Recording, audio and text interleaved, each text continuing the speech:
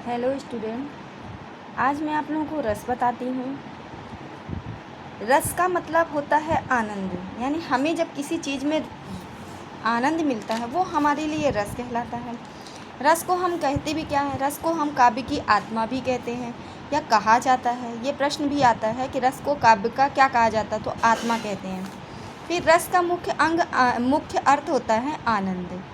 और वैशेषिक दर्शन में 24 गुणों में से एक गुण रस भी माना जाता है। रस काव्य की भवभूति कहलाती है, मतलब भूमिका होती है।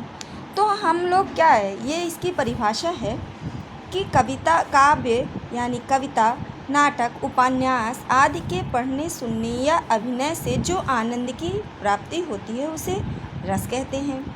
और एक बात और है, रस कहाँ से निकला है? ये भरत मुनि के नाट्यशास्त्र से निकला है।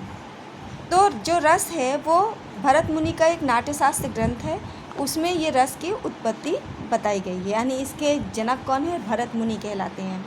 अच्छा, अब ये जो आपकी परिभाषा है, तो नॉर्मल सी परिभाषा तो यही है कि काव्य या कविता,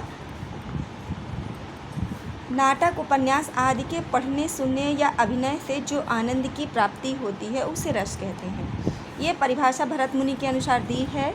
विभावानुभाव, व्यभिचारी भाव, संयोगादृश निष्पत्ति।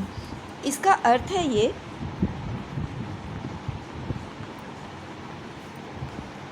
विभाव, अनुभाव, व्यभिचारी भाव यानी संचारी भाव, व्यभिचारी भाव संचारी भाव को ही कहा जाता है, के संयोग से रस की निष्पत्ति होती है।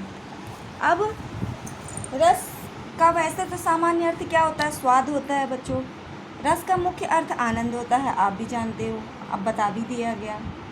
तो जो ये रस है, इसके बारे में रामचंद्र शुक्ल भी एक परिभाषा देते हैं कि जिस प्रकार आत्मा की मुक्तावस्था ज्ञान दशा है, उसी प्रकार हृदय की मुक्तावस्था रस कहलाती है।